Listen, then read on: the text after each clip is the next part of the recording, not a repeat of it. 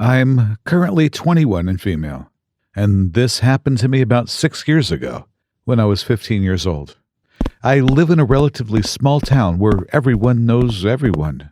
For reference, there were about 120 kids in my graduating class in high school. The town is so small and there's not a lot of ground to cover, so it wasn't unusual for parents to let their teenagers wander around outside with their friends. My friend from a different town had come over to my house because we were going to see my school's musical later that night. We decided to go wander around outside until it was time to go. She was from a different town, so she was unfamiliar with the area. I suggested we go down to my local train tracks because there's this cool cliff or overpass type thing where you can sit and watch the river. I had been to the train tracks with my friends many times before, and people my age used to hang out there all the time. This was sometime in early March, so it was still quite cold where I lived. Even though it was chilly, I remember distinctly that I wore flip-flops for some reason. This will be important later. The train tracks intersected a street in my town, which was quite close to my house. So this is where we entered the tracks. We were walking and spotted a middle-aged man who was alone and on the phone. We thought nothing of it and kept walking. We made it to the overpass and were sitting there, just hanging out, when we noticed the man we had passed earlier was slowly inching closer and closer. We both noticed this but decided not to panic since it's possible he was just slowly making his way down the tracks. Maybe 5 minutes had passed and the man was getting increasingly closer and closer to us.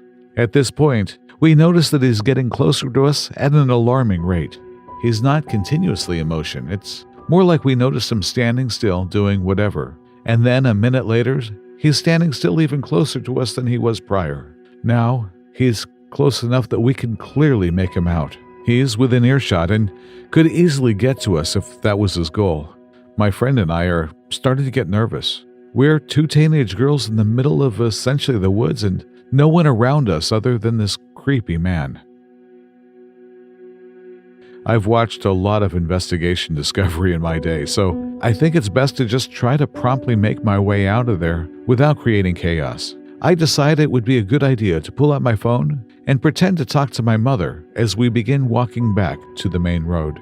My friend and I are calmly walking down the tracks while I have the phone up to my ear. I'm saying things like, "Yeah, we're at the tracks, we're on our way home." Just making shit up so this guy thinks my mom is aware of my exact location. There is a point where we have to walk directly past the man in order to make it to our destination. It's at this point where he opens his mouth and says clear as day, "I know you're not on the phone."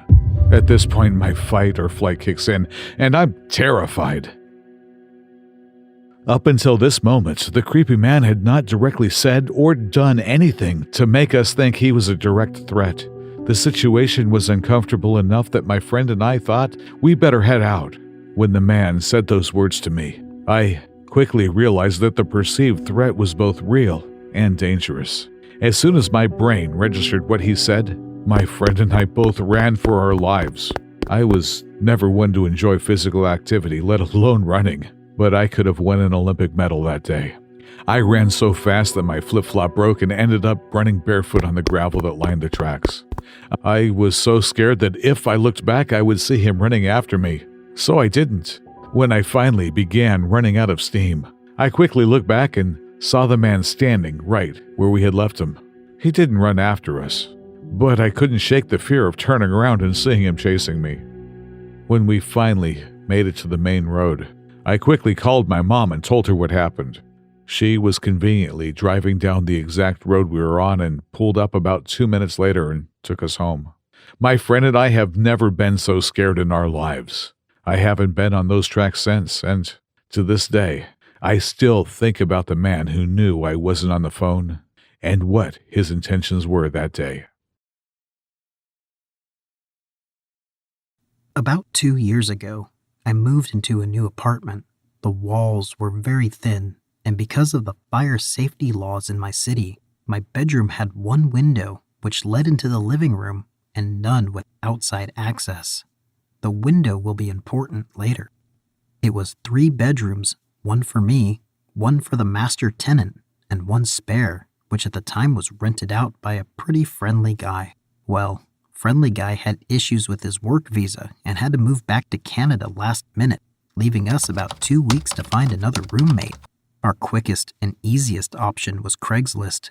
Due to my work schedule, I had no part in the selection process, but was content when the new roommate moved in a little later. He seemed a bit off, but friendly. He was a very tall, large guy, but pretty quiet, and not someone I wanted to go out of my way to hang with, but was okay to be around and be cordial with. About 2 weeks into his move-in, the master tenant left for Hawaii, leaving him and I alone in the home for the month-long duration of his stay. For the first few days, things are normal. All of a sudden, about 4 days into the trip, I am woken up at about 8 a.m. to a frantic knocking at my door. Roommate, we'll call him Kyle, is standing there when I open up, looking frazzled. He looks me dead in the eye and says, "So, do you want me to tell you what went on last night?" To which I was shocked and confused because I had come home from work at about 9 p.m. and immediately showered and went to bed. I explain this to him, and he tells me that he heard me screaming and arguing with someone in my room, that he saw me in the side alley out the window arguing with our landlord, whom I'd never even seen at that point, that he heard people coming in and out of our house. I tell him no way, none of that ever happened. After staring at me for a little longer, he leaves and doesn't bring it up again. The next morning, I wake up to the same thing. This time he says he saw me arguing with my boyfriend. I was single at the time, had seen me talking with our other roommate, who's in Hawaii, and asking me for the badge number of the officer I'd spoken to, since he had apparently seen me talking to a bunch of police as well. This time I get angry and more or less tell him to cut this shit out because I'm not doing anything and don't know what he's talking about. He gets a weird look on his face and says, "I think I had a seizure in my sleep. The next time it happens, call an ambulance," and leaves for a bit, only to start knocking again about an hour later, and when I open up, Kyle repeats the exact same story verbatim. This happens once more before I tell him to leave me the fuck alone and leave for work. I go to work as normal, and I'm reluctant to return that night, but I'm too tired to switch to an alternate location. Big mistake. About 1 a.m., I wake up to slamming doors. Kyle is pacing back and forth between his bedroom, the living room, and out the front door, walking in and out of each room, turning the lights on and off, mumbling angrily and slamming the doors. I can see his figure pacing back and forth through the frosted window in my room that leads to the living room. Since my room is dark, he cannot see inside. Suddenly he screams, "I can't live like this. Why are you doing this to me?" I think he's on the phone and don't respond. A few minutes later, he screams my name repeatedly, and I realize he's directing it towards me. I knew I had to get the fuck out of there, so I very quietly creep out of bed and start getting dressed and packing a bag of clothes for work in the morning. I am almost done when he screams, "I hear you," and charges over to my room, slapping the wall next to my door but not touching the door itself. I look towards my window and see his shadow lean all the way forward, pressing his ear against the glass. I was fucking terrified and sat completely still, unmoving. He eventually screams my name again and moves away from the window, and I hear him start pacing between rooms again. Now, my shoes are kept on a rack outside my door and not inside my room, so I know that when I leave I'm going to need a moment to put them on. I decide to wait until his pacing takes him out the front door again, at which time I plan to grab my shoes, put them on, and run. As I'm formulating this plan, the pacing stops. He screams, "Do you want to fucking fight about this? Come out right now and we'll fight, I swear to God." I'm very small, 5-foot girl, and this guy is easily 3 times my size, so I'm definitely not looking to fight, thanks. After a few minutes, he turns off all the lights, and I hear the door to his room open and close, followed by silence. I wait for a moment to be sure I can't hear any movement, and then decide to take my chance. I took a breath and pulled my door open quickly. I step out and grab my shoes before I look up a second later and see him standing shirtless with just a pair of boxers and sock on in the dark of the hallway, his arms slightly outward in an awkward position. He says in a low, calm voice, "Ma'am, we need to talk." That was a hard no from me, so I grab my shoes and run out the door with them in hand. I run about half a block barefoot before I stop to put them on. When I look back, he is standing in the porch light of our front door, watching me run, but not moving. Luckily, I had a friend who lived 2 blocks away, and I had their spare key, so I let myself in and crashed there for the night. And that's where I stayed for the next week or so while we worked out things with the master tenant, and Kyle agreed to move out within the week. He says he doesn't remember anything that happened, or wasn't sure if it was real or not, but if I said that's what went down, then it must be real. The day Kyle left, he sends me a photo of the house keys sitting on the table and says, "I'm out."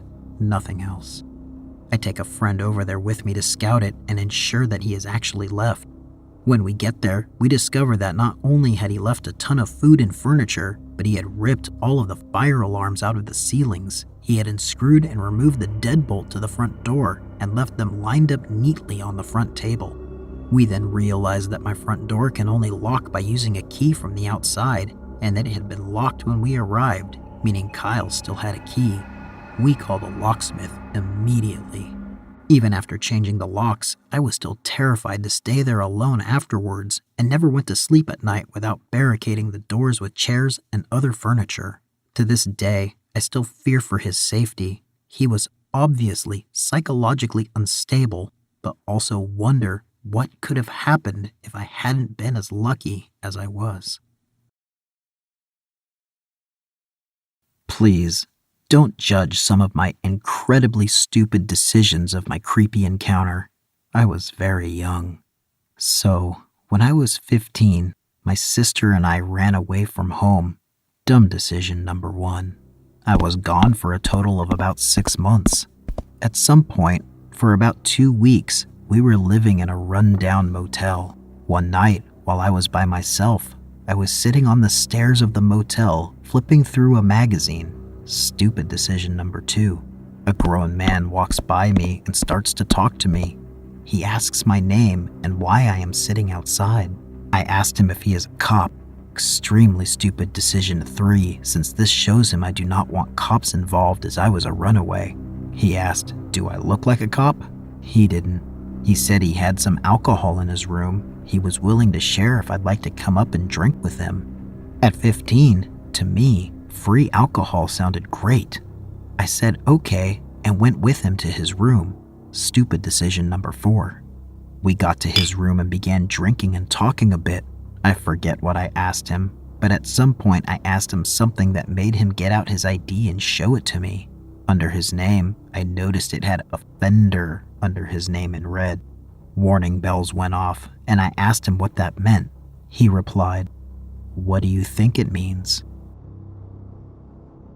At that point, I just want the hell out of there. As I'm thinking that, an additional grown man walks into the room. He sees me, smiles, and they both nod to each other. I am now in a locked motel room with 2 grown men. I turn to the first guy and tell him something, like I have to get something out of my room real quick and then I'll be right back up. I must have sounded believable. He said, "You'll come right back?" I said, "Of course. I want to keep drinking." He then asked what room number I was in. I lied and made up one, of course. By the grace of God, he let me out of that room. I briskly walked back to my room. Not even a minute later, the phone rings. I pick it up. "Why did you lie to me?" I said, "What do you mean?" "You lied about your room number. I watched you go into your room." I told him it must have slipped my mind as I was talking to him earlier. He then told me to come back upstairs to his room so we can keep hanging out. I told him I'd be right up. I then proceeded to unplug the phone from the wall and curl up in a ball since I was so afraid he would try to come for me. I still to this day do not know why he let me leave. He didn't have to. Lord knows what would have happened to me that night. Scary to think since I was a runaway. No one would have known anything. I had no ID and was going by a different name. I looked up what offender means. Most websites say it means the person is a sex offender or out on parole. I was so lucky that night. Surprisingly though, it took me becoming an adult to really realize the danger I was in that night. To me at 15, he was a creepy guy, and I instinctively knew I had to get out of there. But it wasn't until years later that I really understood how bad that situation could have become. One time I went to the bar with one of my friends. I had just turned 21, so I haven't been to much bars up to that point. My friend was drinking on the way to the bar, so he was already pretty drunk when we got there. When I sat at the bar, a cute girl came and talked to me and my friend. She said her name was Candace, and I noticed she had really bright red hair. I assumed she dyed it. It was pretty, but unnatural. Anyways, the girl was flirting with me and my friend. She could tell my friend was already very drunk. To be honest, I played along like I was drunk already too, since it seemed to be working for my friend. I didn't know if she was just trying to get free drinks, so I told her we didn't have much money. She offered to buy us drinks. She kept buying us drinks, and I started to get confused as to who she liked between me and my friend. My friend went to the bathroom. Before he came back, he was kicked out by the bouncers. He was too drunk. Candace and I went outside with him. She kept telling him to go home with her. He was so out of it, he could barely answer her. I told her he was too drunk and that I couldn't let him go anywhere. I didn't want him to wake up hungover in some random house with no car and no idea what had happened. Candace kept pushing it, saying that she would take care of him, but I told her no because I had to stay with him. I was more sober than him, and he was my responsibility. I told her the only way he was going anywhere was if I was tagging along. I assumed she thought that I was jealous or cock-blocking, but my friend could barely stand and lost interest in Candace already at that point. She immediately started flirting with me and offered to get my friend a taxi to drive him home and said that we could go to her place alone. At this point, I had had a few drinks and I was pretty buzzed, so I agreed. We took my friend to the taxi and walked to her car. I slightly stumbled on the way to her car. "Wow, you're pretty drunk, huh?" she said, smiling as she held onto my arm. "Yeah," I said. I don't know why, but I just felt slightly shy and anxious. Everything was just happening too easy for me, so I felt uneasy. We got in her car and we drove down the street. "Want to stop at the liquor store and get some more to drink? I'll buy, so don't worry about paying," she offered. I didn't want to drink any more than I already did. I was already buzzed and wanted to be able to carry myself throughout the rest of the night. Sometimes I made myself look stupid when I'm drunk, so I didn't want to ruin anything with Candace more than I already did earlier with telling her that my friend was too drunk. I told her I was already drunk enough, but she insisted. I didn't want to seem lame, so I told her to get me a pint of liquor with some apple juice to chase it. She went in the store and came out with a lot more than just a pint. I assumed she wanted to drink more also, and that's why she got a fifth instead of a pint. On the car ride, we passed the bottle back and forth, but she took tiny sips. I tried to take tiny sips, but she kept passing me the bottle and telling me to drink. I somehow managed to drink all of my apple juice and pretended to drink the bottle by spitting the liquor in the apple juice bottle. I tossed the apple juice bottle full of liquor out the window before she saw it. I didn't want her to know I was acting drunker than I was. She actually believed I was sloppy drunk when I was simply buzzed. I took a couple more sips of liquor and finished the bottle. Throughout the car ride, I called her the wrong name a couple of times just to get a reaction out of her. She didn't react to it. She just kept letting me call her Carla without correcting me. For some reason, I thought she lied to me about her name initially. We drove up to her house. I pretended to trip and stumble into her front door. She helped me walk inside by holding me up. She opened her front door, which was unlocked. We walked in her house. She closed the front door and then locked it. I thought that was strange, but assumed she didn't want anyone walking in on us. I told her that I had to use the bathroom. I walked into the bathroom, locked the door, and looked in the mirror. I just felt strange. I felt like something was off. I felt myself becoming more drunk from finishing the bottle earlier. I turned on the sink to make noise and made myself puke up the liquor I drank. I flushed and went to the sink and started drinking the tap water out of my hands to sober up. I just didn't want to be drunk, but I still wanted to hook up with Candace, so I wanted to pretend to be drunk. I turned the sink off and I could hear her talking to someone. He's drunk as hell. He can barely stand up. You do it. Who was she talking to? And do what? I walked out of the bathroom and into the living room. The moment I stepped into the living room, I saw her walking into another room.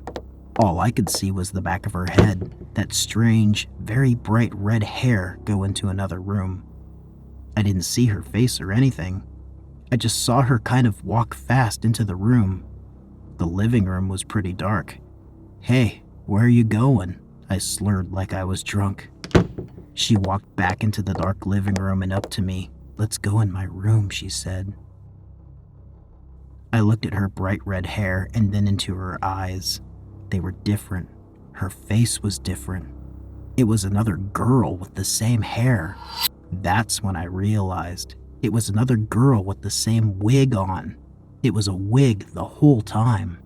She had changed it with the girl from earlier for whatever reason. My heart felt like it stopped, but I tried to look like I had no idea it was a different girl. I kind of smiled at her and told her I just needed to use the bathroom one more time and told her sorry I was so drunk. She said, "It's fine, just hurry up in there." I went into the bathroom and locked the door. I heard her whisper something to someone again. This time I think I heard a male voice whisper back. I honestly didn't concentrate on listening to exactly what she said. Something sketchy was going on, and I had to get out of that house. I opened the bathroom window and jumped straight out of it and ran faster than I have ever ran in my life. I didn't look behind myself or anything.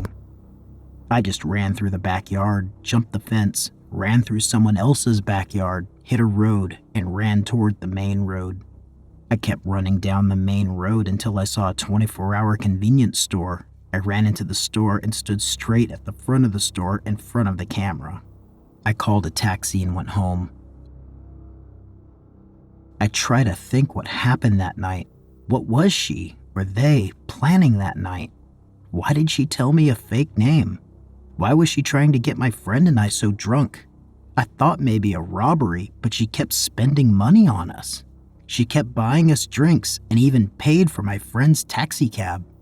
And mostly, why did she wear a wig that she gave to another girl to wear? Who was she talking to? What did it mean? And what was in the room they tried to lure me into? The next day after this incident, I went back to the house with a couple of friends just to see what was going on. Nobody was there. No cars, no people, nothing. Just an empty house. I ended up finding out that the house was a summer rental, and whoever those people were, they broke into the house and used it for only that night and never came back. Sorry, this is a long one. This happened a few years ago, but I still think about it to this day.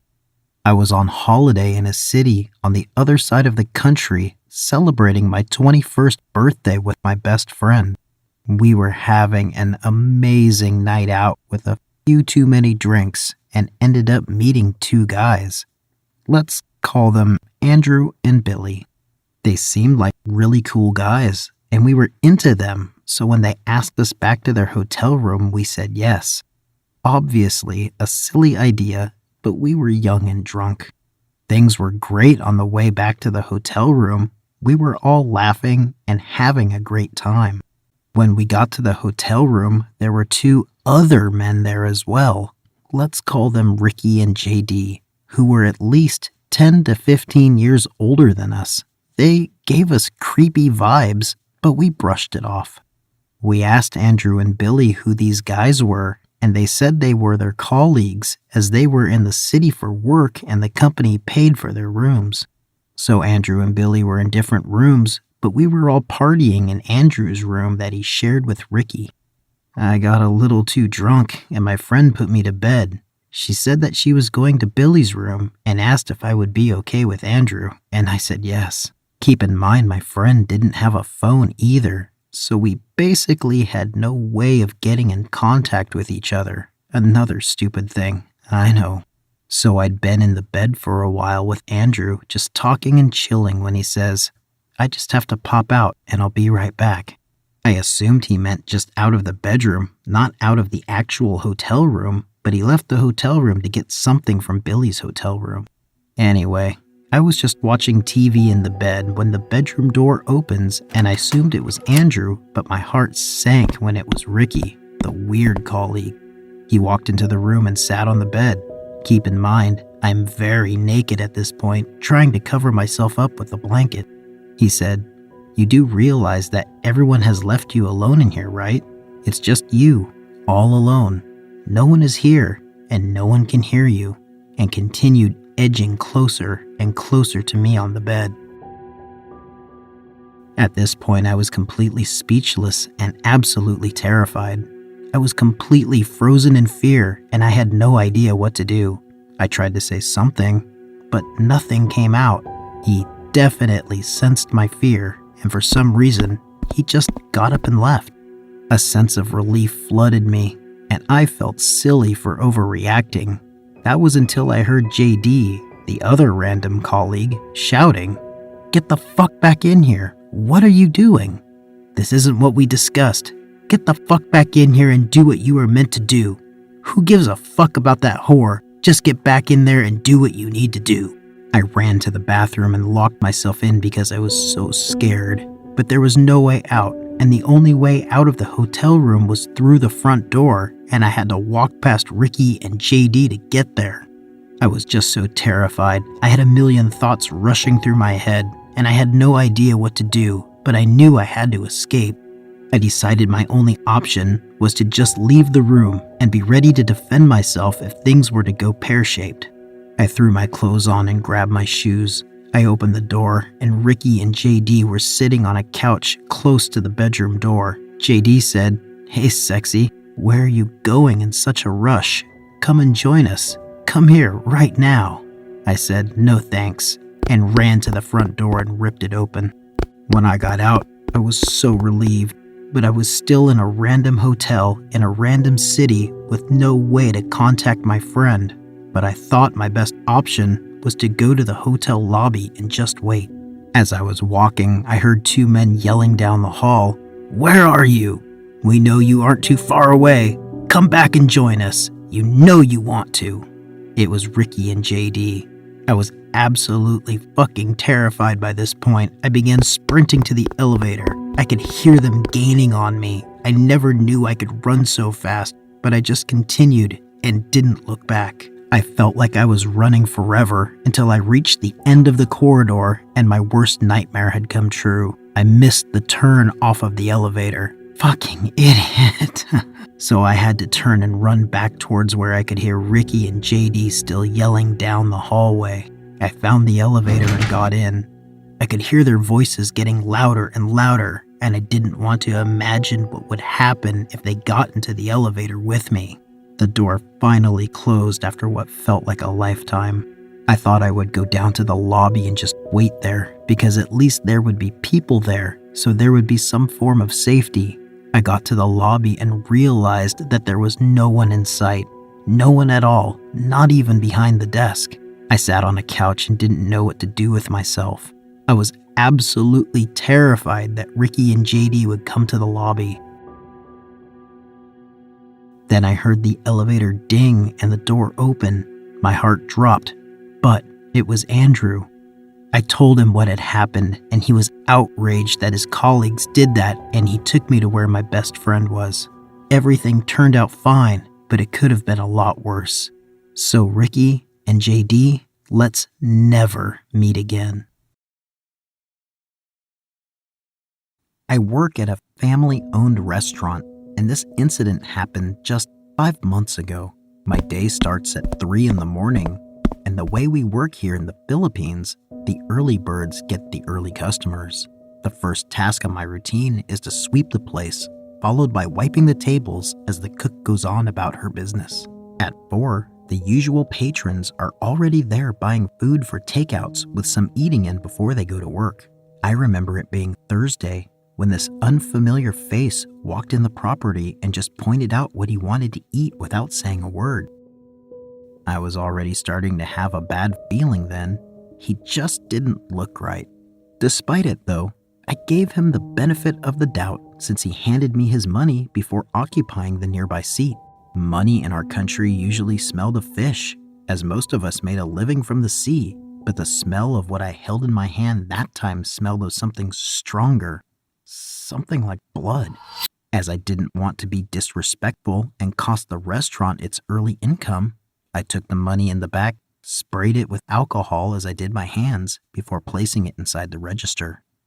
We opted to serve dishes using paper plates and plastic utensils since the pandemic started, and his plate held a cup of rice and fried chicken. His eyes didn't hold the usual eagerness to devour food, though, the one I had seen in other customers but paid it no mind. I continued on my other duties, occasionally passing by the man's table, confused on why he wasn't touching his food, and felt creeped out by his gaze. Whether I was too polite to call him out on it or too scared, neither state prepared me for what he said next. I was on my way to the long table carrying a tray of pork chops when the man suddenly grabbed me by the wrist and said, "Flesh." A cluttering sound hit the floor as my guttural screams echoed in the terror of that space as the man pulled my wrist closer to his mouth as if trying to take a bite, all the while salivating and growling. Hurried footsteps came closer to us, and the familiar hand of the cook's brother came into view as he landed a punch on the man's face. The action caused his grip to loosen, and I was able to run away, and as I looked back, I saw the deranged man get down on all fours like a dog and sprinted away, his visceral snarls cutting the air of the dark morning. The commotion woke our neighbors up, and soon the authorities were called to take our statements. Nothing ever came out of their investigation, but ever since then, the cook's brother woke up before any of us and guarded the place carrying his rosary and copper knife, only to take his leave when the sun was at its peak. As I have dreaded after that horrific moment, terror soon followed and continued for 3 days. 3 days of not being able to go to work, as a creature kept on crawling and scratching on my family's roof. We were used to stray cats walking on the tin cover of our home, their steps giving light sounds of tapping that would fade away a while later. However, the ones I heard that night were heavy, and the way it cantered screamed of something somewhat human. My eyes couldn't keep up with the speed of its motion as it resorted to crawling, making the contact of limbs on a tin roof even louder. Salt was poured on every opening of our home as the dents on our roof increased by the hour. My father made us gather in the living room so he could keep an eye on all of us as he sat on the chair, arming himself with a machete and a stingray's tail. As the scratching and crawling ceased, I saw the silhouette of a pointed-ear creature outside our jalousie window.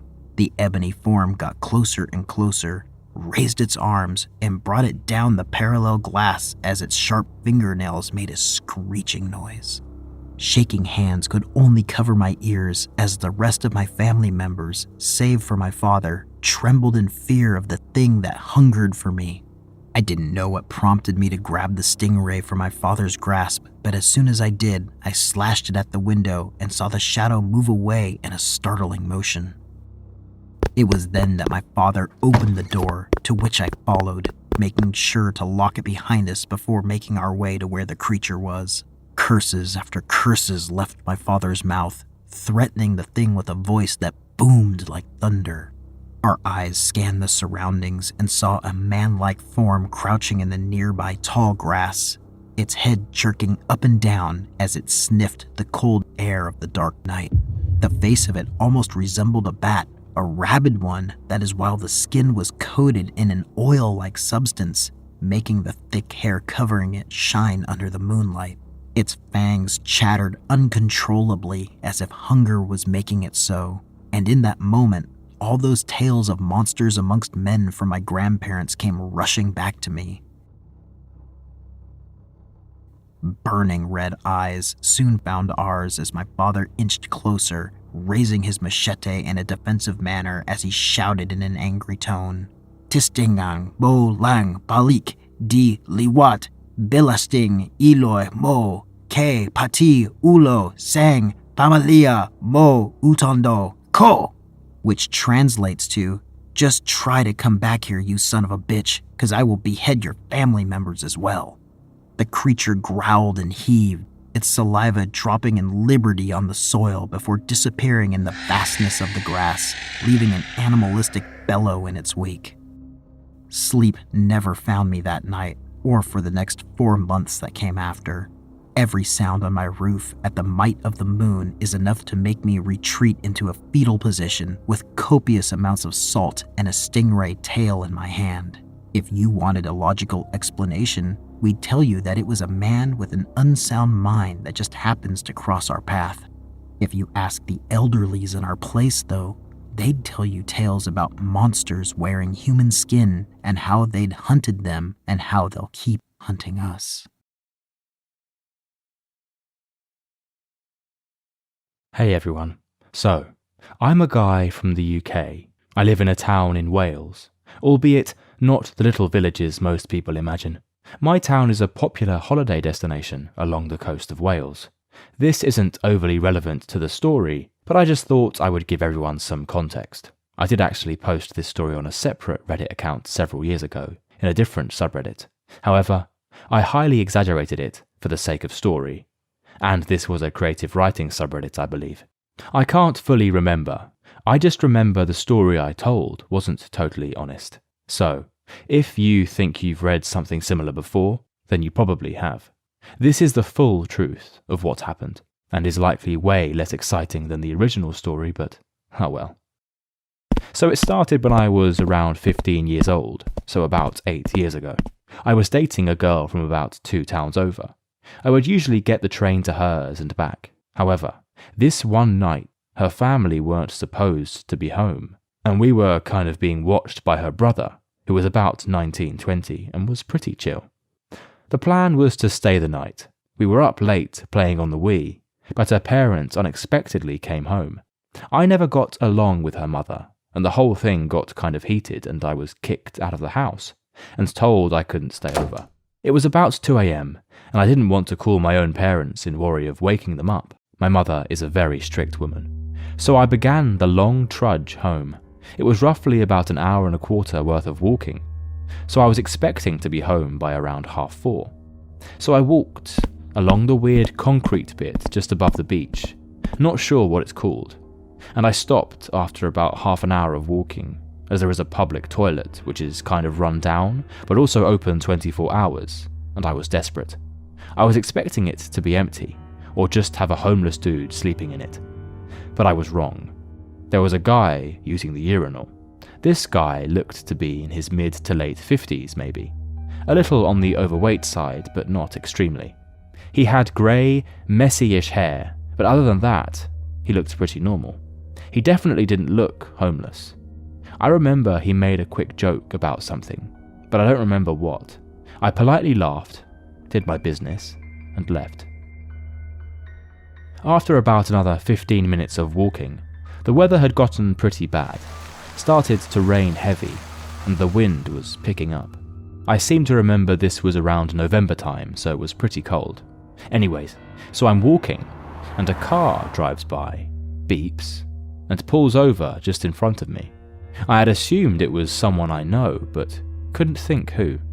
Got to the car, and the dude from the toilet was inside. He asked me where I was headed, and I told him.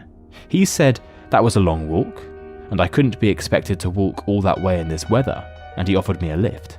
In hindsight, I probably should have refused, but the weather was bad, and at the time he wasn't giving off any weird vibes. The drive took about 15 minutes, I think, maybe 20. The more I was in the car with him, the more I started to get vibes that there was something off about this guy. He was telling me his best friend was a 14-year-old lad who stays over at his place a lot, and they drink together, and if I ever wanted to join, I was welcome to. He was asking me some really invasive questions as well. I don't fully remember what they were. I just remember it's not the kind of questions you ask to someone that you're giving a simple lift home to. Anyways, we got to the street around the corner from my place, and I asked him to just drop me off there. I told him my house wasn't accessible by road and that I would walk the rest of the way. He gave me his number and told me to ring him when I got back to my house safely, as he wanted to make sure I got home okay. I asked him what his name was, as at this point he knew my full name, and he just said, Pete. I said, Pete what? My phone wants a surname. He wouldn't tell me, just kept saying, just call me Pete. I later found out that Pete was a fake name too. Anyway, I got into my house and texted him, just to let him know I was home safe. Probably a bad decision, but back then I was full of bad decisions, to be honest. The next day came and I was expecting everything to go back to normal. It didn't, because I stupidly gave Pete my number when I texted him. Started to get texts from him every morning, basically just saying good morning to me and wishing me well. I replied to the first few, and then started ignoring them. He then started trying to ring me every single evening. I would ignore most of his calls, but he would often repeatedly ring until I answer. He was sending me these texts, inviting me over to his house for some drinks. He kept telling me he'd just gotten himself a pool table and wanted me to come and play it with him. He was telling me a story of a friend he was playing pool with, the 14-year-old I was talking about, and accidentally let slip that the guy called him John. I collared him about this, said, I thought your name was Pete. He said, oh no, my friend's name is John. I said, you just said your friend called you John, and you told me your friend was called Tom. He said, oh, well, some people call me John. It's like a nickname, but his name is John too. He hesitated saying this, and I kind of clicked that he was telling me a bunch of lies. I kept refusing, but he kept asking. After a while, my mum wanted to know who this dude who kept texting me and ringing me was. I told her, and she rang him herself from her phone and told him that if he carried on texting and ringing me, she would be calling the police. I didn't get any more texts from him after that, but it didn't end there. I had a routine, you see, and he knew it. I always walked my dog at 4:30 every afternoon and played with her for 40 minutes on the field at the end of my street, just near where he had dropped me off. I started to notice his car pulling up there within 5 minutes of me getting there with my dog. He had tinted windows, but I would always notice the car lights were always left on, and the engine was always running. Also, I recognized his car. I would occasionally notice the car door open and a large flash from that direction, as if someone was taking pictures. I started changing the time I walked my dog, but he would eventually figure it out and start showing up either earlier or late to coincide with when I was walking her. This went on for months, and I never mentioned it to anyone, but one day, it just stopped. He stopped pulling up at the side of the field. I never saw his car anymore, not text messages or phone calls from him. It all just stopped. I ended up getting a new phone after about a year, and had that for another 2 years. I dug out my old phone when I was around 18-19 after the aforementioned dog died. I had some old pictures and videos of her on that phone, and wanted to transfer them over to my PC so that I always had them. I turned on a phone which had been turned off for several years now, and still had the old SIM in it. That's when I got my final message from Pete. It was an odd one, and was about 14 months old. It said something along the lines of, "Hi, I know we haven't spoken in a while, but I just thought you should know that over New Year I was diagnosed with an illness, and I've been told I don't have long left to live. You were a good friend in the short time we knew each other. I live at," sent me his address, "and would really appreciate it if you could come around just so I can have a last chat with you. I've got some beers in, and if it gets too late you can stay the night. Just drop me a phone call when you want to come around so that I can get everything ready for you. See you soon." No idea if Pete/John was genuinely ill or just trying to lure me to his house. Never been to the address he sent me, and never responded to him or heard from him since. I didn't reply to him, and that was the last I heard from the guy. So yeah, that's the story. Not tremendously exciting, but kind of had a big impact on me during those years. Hope you all enjoyed. In the fall of 2010, I decided to go back to college. I was a single mom of 3 boys, but they were all in school now, and me going back was finally possible. The school I went to is a regional campus to a very large university, and located in a neighborhood that is known for crime, meth, heroin, prostitution, etc. But it was only a 20-minute drive from my home, and I didn't feel unsafe about going there. The first day and first class were intimidating. I didn't know anyone and was a lot older than most students. I was 28 at the time. I sat down in the back of a room at a table, and a few minutes later, a lady who was around my age sat down next to me. She was very skinny, smelled like cigarettes, greasy hair, sunken eyes, but she started to talk to me and seemed normal enough. She started off the conversation telling me that she chose to sit next to me because I was wearing the prettiest blouse in the room. Strange, but as an awkward person, I leave a lot of leeway for people to say or do awkward things before I think too deep into things. She didn't have a backpack, any books, a pen, notebook, nothing. She said her financial aid hadn't come through yet, but she didn't want to fall behind on classes and asked if she could share my book. I agreed and gave her a pen and paper also. After the first class, she asked if I would mind going to the library with her so she can scan some of the pages to take home. I agreed, and we started to head to the library. She stops and looks at her phone and says her son just texted and needs her to come home to do something. She asks if I'll come with her. I tell her I have another class shortly and can't go with her. I ask if she still wants to go to the library first. She says no, that she has to get to her son, but really can't go alone. I kept telling her I cannot go with her, and she starts crying. At this point, we were in a common area outside, and the parking lot was to one side and the library the other. I tell her I need to go to the library, and she's welcome to come, talk, whatever she needs, but I have to go. I didn't like being outside, away from people with this woman anymore, and was trying to get back to a busier area. She gets really upset, starts screaming, basically says "fuck you" to me. She may have actually said "fuck you."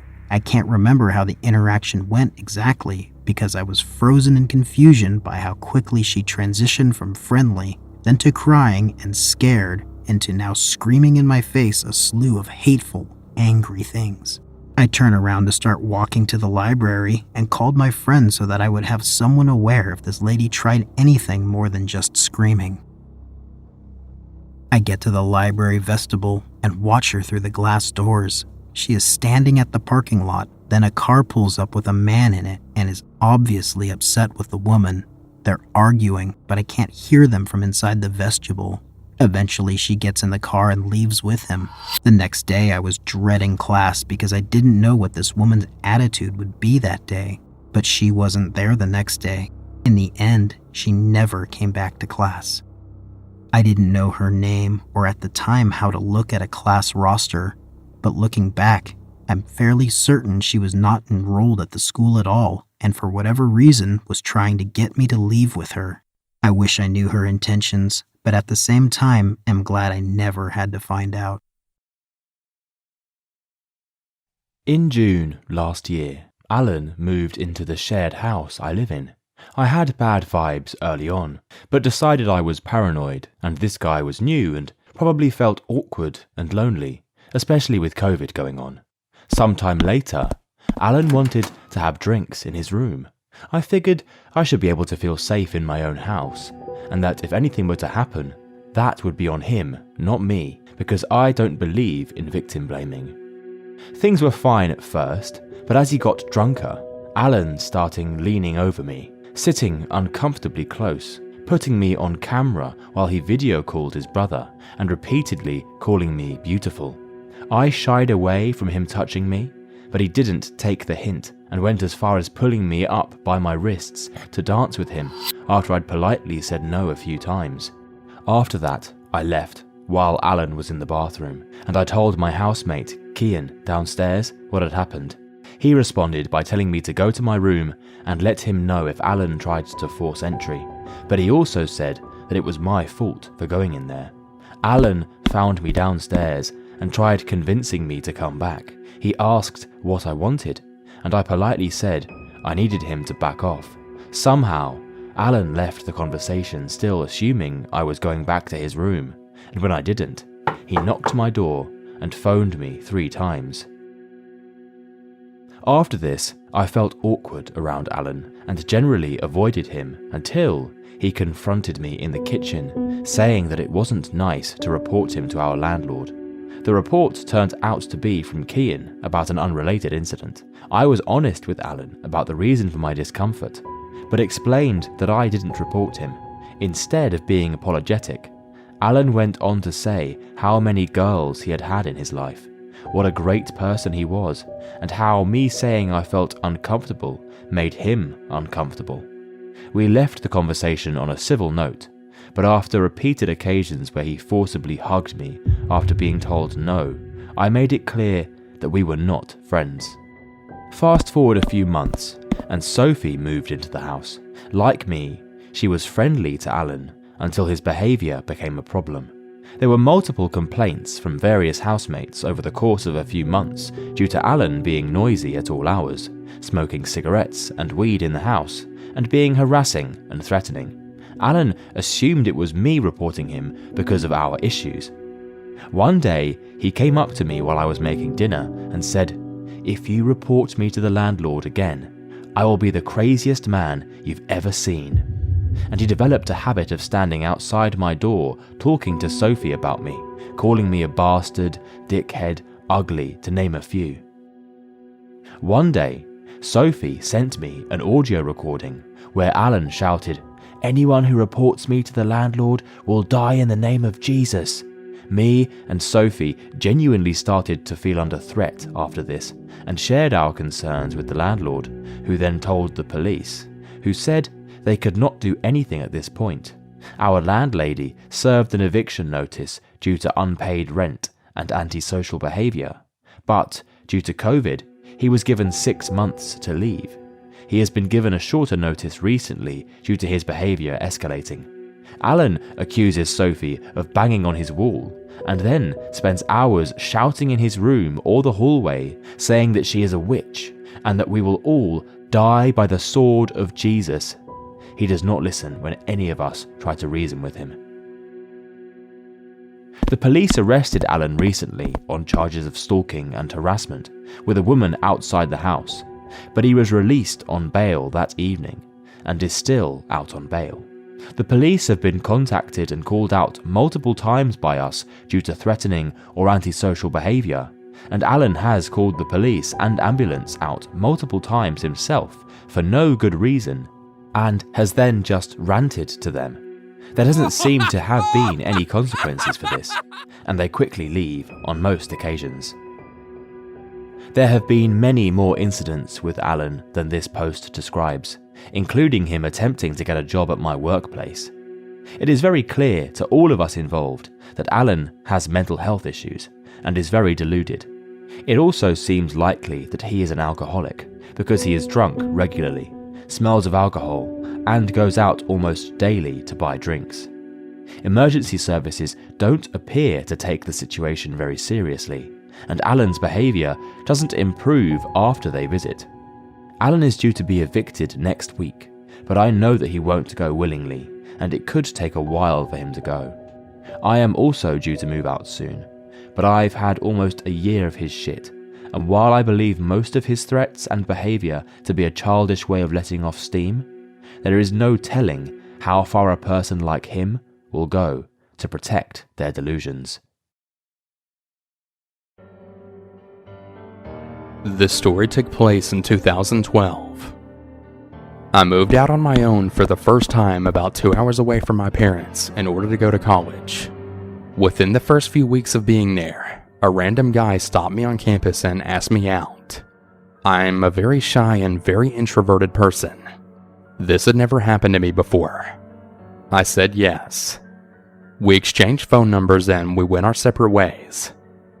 At the time, I didn't have a cell phone, I only had a Skype number, so I made sure to explain that to him. However, he would still call me all day long while I was at school, and it honestly kind of put me off. Several days later, I decided I needed to run some errands. I walked to Walmart, bought what I needed, and started walking back. It started to rain, and I thought, wow, it's just going to be one of those days, huh? About a mile into my walk home, a car slowed down beside me. Well, it was the dude. He asked if I wanted a ride. I was naive, sore, and tired, and I gave in. I got into the car without even thinking of the possible consequences. He made a big deal about how he wasn't from that part of town, and how lucky I was that he ran into me while he happened to be doing errands there.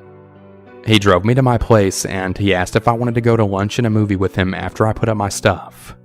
I said sure, why not? He really did seem friendly, and I didn't really think much of it at the time. Once I got back in the car, however, things started to get weird. He asked me if I like seafood, and I said no. I really dislike seafood. He then said, "Well, that doesn't matter. I'm taking you to a nice seafood place. I'm sure they'll have something you can manage to like." Now, for me, this was red flag number 1. Why ask and then dismiss the response?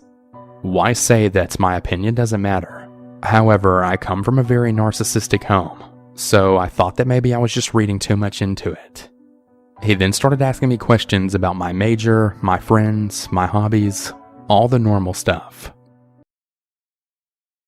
Once we got to the restaurant and began to sit down, he gave me the weirdest look and started asking if anything that I said was true. What? "Are these people you're talking about real? Do they actually exist?" Yeah, they're real people in my class." "I don't believe you. These people don't sound real." I'm a little taken aback by this. I don't know what's not to believe. They were very normal people. It really weirded me out to be outright accused of making up my friends like that. He went on to accuse me of lying about every little detail about my life. Still, little old Southern polite me kept a straight face and got through lunch. It was just really bizarre. We went to the movie and he kept trying to touch me the entire time. I was already so put off from the earlier things that I didn't reciprocate. He got really agitated by this and brought it up once we were out in the car, about how he expected me to be more friendly. Yeah, no, I'm not that kind of girl. He takes me home, and I was glad to finally have that date behind me now. I thought it was over. I refused to return his calls and I began avoiding him at school. Everything is done, right? No, of course not. He started showing up to my apartment daily at 8:30 on the dot to bang on my front door for literally 30 minutes straight. I mean, he wouldn't even take a single minute break. If I answered, he would ask if I wanted to go to lunch later in the day with him. I always told him I was busy, but if I didn't answer, he would just keep knocking.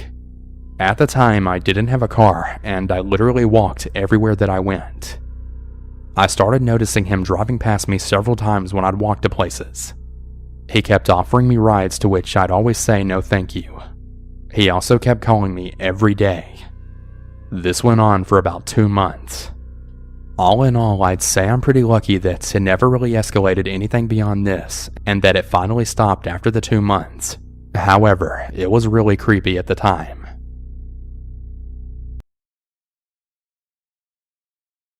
So, this was something that happened my freshman year of college. Being new to a campus that I didn't have many friends on, I began seeking out some cool people to hang out with as I had long breaks between my classes. I quickly found myself spending time with a large group of girls from my math class. We began spending time in the lounge area of my campus and made some friends through there too. To give an idea, it was a relatively smaller campus with only a few buildings, and the lounge area was quite a small room with some pool tables and seats. As the semester went on, we began making it a regular ordeal to all go to lunch or coffee at least once a week. Our lunch group quickly went from 5 people to nearly 20. Friends started bringing acquaintances and our group grew. One kid named Spencer, who was a friend's friend, joined us regularly for coffee or lunch. One day, word got back to me that he was into me and wanted to get my number. I nicely told my friend that I wasn't interested and that I had a boyfriend. A lie. I thought this would deter him as he came off as a non-confrontational person. One morning, a group message was sent out by my friend Trish, who asked if we all wanted to meet up for coffee, and everyone for the most part agreed to meet. I arrive about 10 minutes early to almost everything, so I was used to being the first one there. Spencer arrived shortly after me.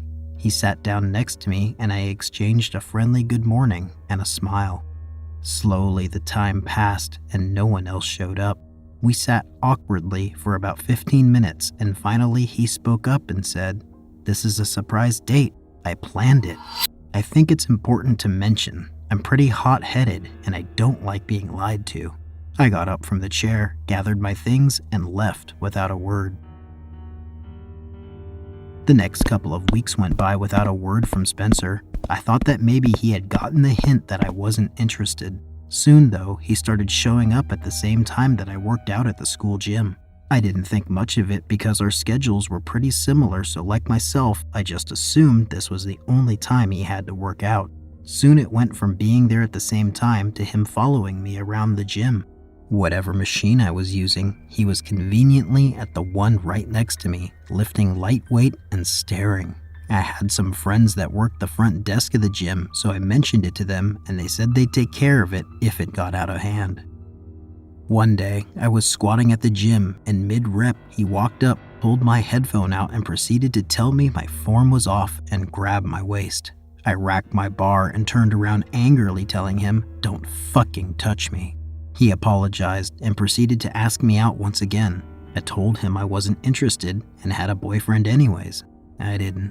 Once again, a couple weeks went by and the only contact I had with Spencer was sitting at the opposite end of the table during our lunch gatherings. I thought he had finally gotten the hint.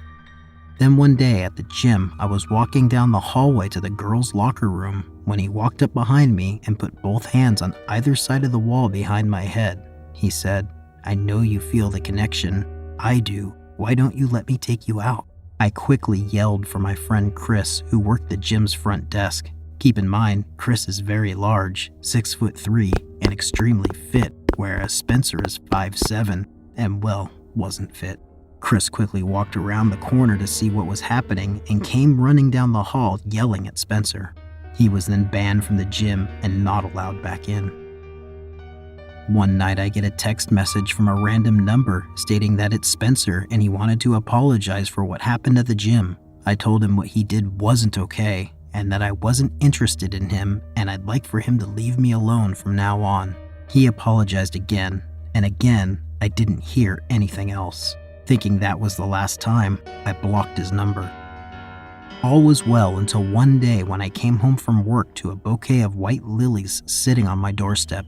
Thinking they were from my grandma, she does sweet stuff like this. I got excited, picked them up and took them inside. Then I read the letter.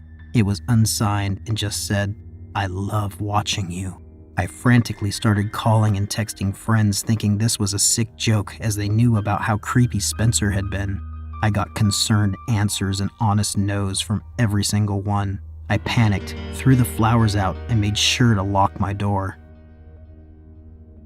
Later that night, I get a text from a random number that said, "You didn't enjoy your flowers? I saw you throw them away." At this point, I had had enough. I called the number, and the familiar voice of Spencer was on the other line. I lost my shit quite literally. I didn't even let him get past his sickening hello before I started screaming at him. He then calmly stated if I wanted to talk to him, to come outside.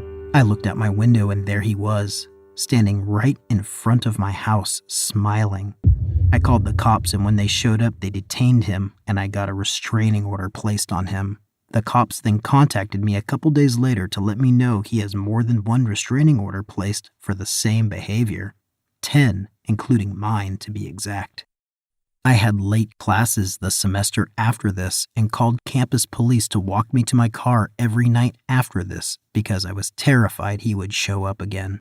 Shortly after that, I moved about 300 miles away and luckily have never seen him again other than his every so often random Instagram follow request. So Spencer, let's not ever meet again. This happened about a year ago. There were so many terrible factors working against me that night. I'm astounded I got away unscathed, at least physically. This all begins when I'm at my friend's apartment, who lives in a really rough part of town. In a series of poor decisions, that night I decided to get belligerently drunk and take a few pills of God knows what. I know. Safe to say, after a solid night of partying, around 4 a.m., I was not in the right state of mind. My drug-addled brain decides that instead of staying the night at my friend's apartment like I normally would, I wanted to Uber back to my own apartment. My friend's apartment had 2 separate entrances/exits to the building, one in the back, unlit parking lot of the building, and one facing the street. They had 2 sets of keys for each door, and I only had keys to the one in the back of the apartment. Since my Uber would obviously arrive at the street, and the door in the front of the building locks itself behind you, I exited this way when the driver was soon to arrive. Looking back, standing outside that apartment, I realized I looked like the easiest target on the planet. I'm a small, petite female in my early 20s, and I can hardly stay upright. I'm using a street lamp to prop myself up, and not doing a good job at that either. The light was basically a beacon for any nearby predators saying, "Come get me." I'm not paying attention to my surroundings at all in this state, despite the fact that there was literally a bullet hole in the front door I just came out of. Not good. I remember checking to see what car I was getting picked up in, and was only able to pick out the fact that it was a black sedan. Soon after stepping outside, a black sedan pulls up to the curb and starts rolling down the window, so I step forward. Before this man even spoke, I could feel something was wrong. He had an expression like he was tearing me apart, just his eyes. After seeing that look, it gave me a new meaning to the word predator to describe a criminal, because I then knew what it felt like to be prey. He basically barks at me, "I'm your Uber driver." This was my second red flag that somehow made its way through my brain. Normally, Uber drivers just roll down the window and say, "Fossil Fuel 12," or any version of that, but always including your name. I think I just stared at him for a second, my brain slowly piecing together the situation I was potentially in, and I ask him, "What's my name?" He immediately is enraged and starts screaming about how he doesn't have fucking time for this and just get in the fucking car, etc., etc., etc.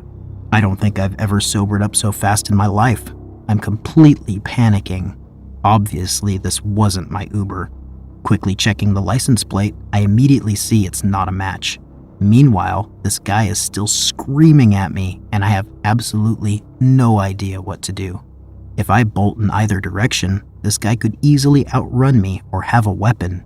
I'm also pretty sure at this point that if he's trying to nab a random girl off the street, he must have a weapon of some sort. I can't run back into the apartment door right behind me since it locks behind you, and I don't have the keys nor the time to unlock it.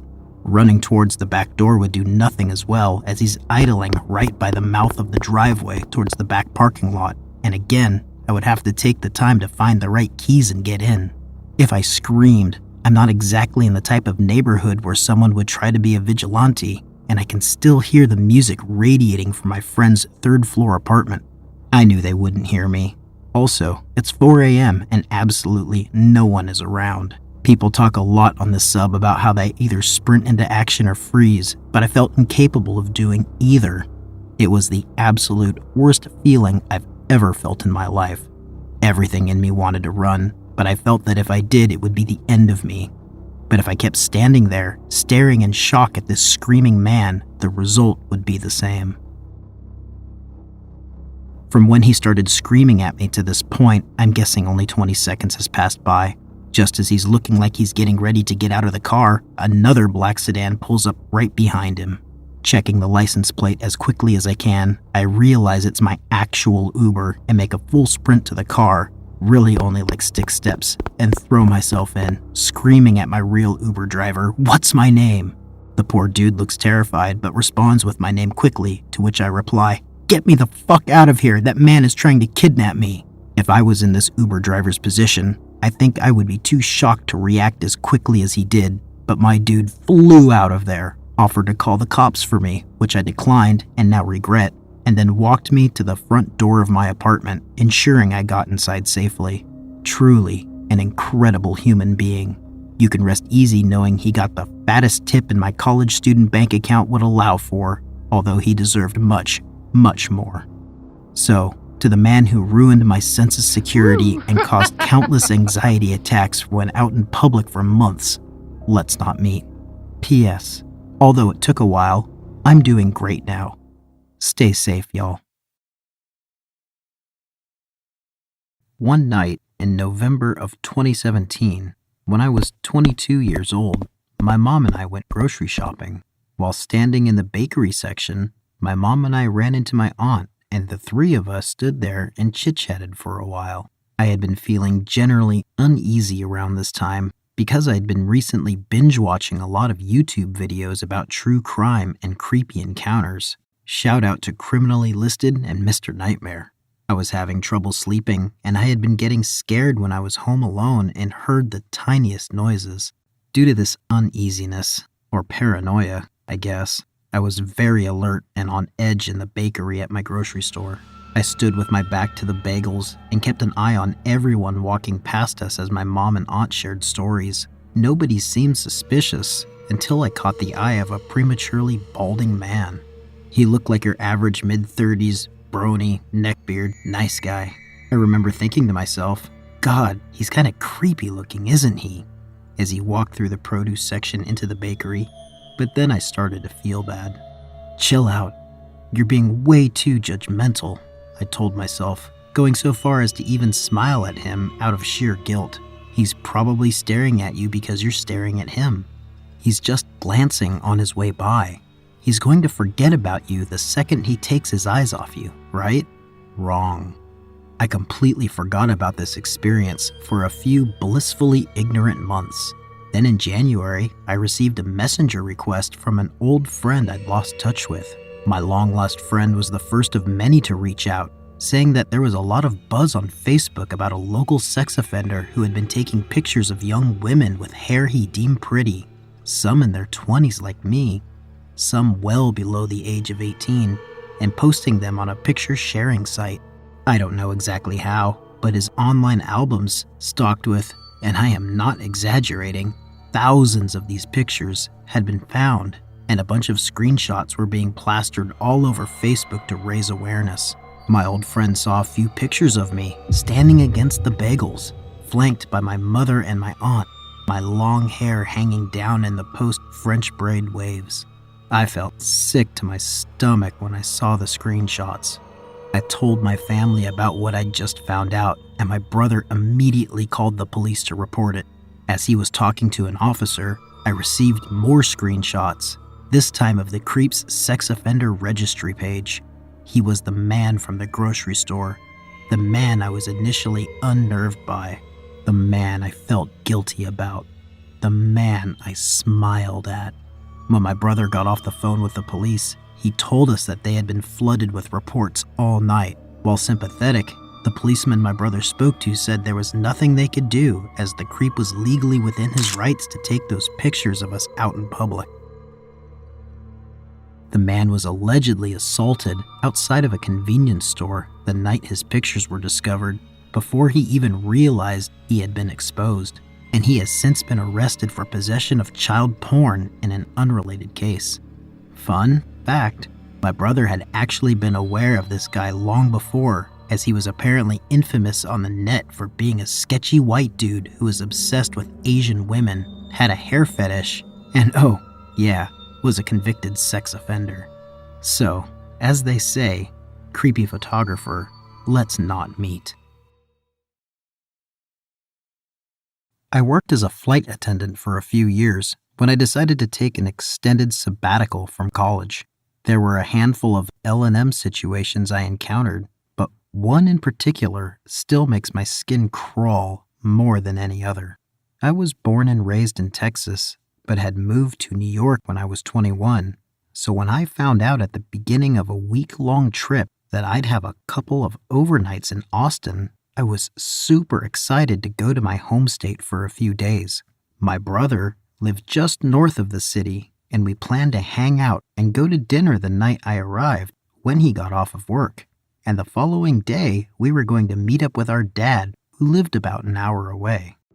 So, I get to the hotel downtown, the crew and I check in, and then we each head off to our rooms.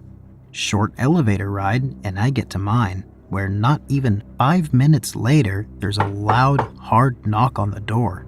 It was only around 1 or 2 p.m., and I hadn't called either my dad or brother to let them know I was in town yet, so they wouldn't know what room. I assumed it was maybe one of my crewmates, so I headed to the door. Before even making it to the door, however, a loud, male voice on the other side boomed, "The front desk sent me about the bathroom problem you called in," before trying to open the door. "Unlock the door and open up, miss. I need in. Now." I froze in my tracks. I hadn't even been in the bathroom yet, let alone called anything to the front desk. I'm a petite chick, and while I take no shit from anyone despite my size, I still err on the side of caution. Slowly inching toward the door to look out the peephole, all I could tell was that the man on the other side was at least 6 feet tall and easily over double my weight. No way in hell was I going to unlock the door. I responded to the guy, telling him he must have had the wrong room. He continued pounding on the door while constantly turning the handle, telling me no, he needed in and was getting in the room one way or another. I panicked, but thankfully had the sense to grab the phone and call the front desk. The concierge confirmed that they had neither sent anyone up to my room, nor had they received a call about the bathroom. The entire time, this fucking guy was still determined to get in my room, pounding and yelling. Lucky for me, the front desk had dispatched security to my floor. When the security officers step off the elevator a few seconds later, I can hear them in the hall approach and ask the guy who he is, what he was doing, and telling him he needed to leave the hotel. He immediately gets hostile and aggressive toward them, and the front desk clerk I'm still on the phone with tells me the police have been called and are on their way. In the meantime, I'm trapped in my room, scared shitless. Long story short, the cops show up pretty quickly and manage to arrest the guy for trespassing and criminal menacing or some shit. I later found out the guy was also wanted in connection to a string of break-ins and violent sexual assaults in Austin. He had seen and stalked me from the minute I entered the hotel lobby. Apparently, I was exactly his type of victim. Nothing else happened after that, but it still rattled the fuck out of me for the rest of my stay in that hotel.